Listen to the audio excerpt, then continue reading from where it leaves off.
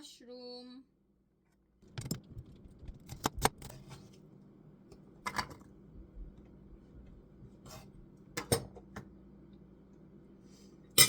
Okay. Broccoli.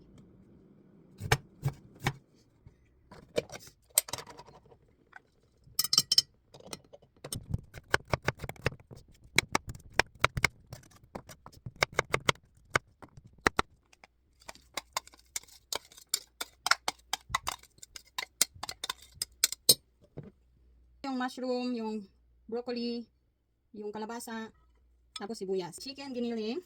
Yan. So, hindi na hinuhugasan kasi nga galing ng grocery. Yan. Mag-add lang tayo ng black pepper. Okay, black pepper and then salt. And then flour. This is flour.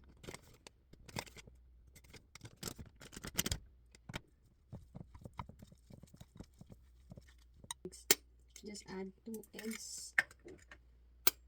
Lutuin natin. Nung nagpainit na nga ako ng mantika, inisa-isa ko ng isa lang yung mga nagawa kong patties. Tapos, inantay ko na lang na mag golden brown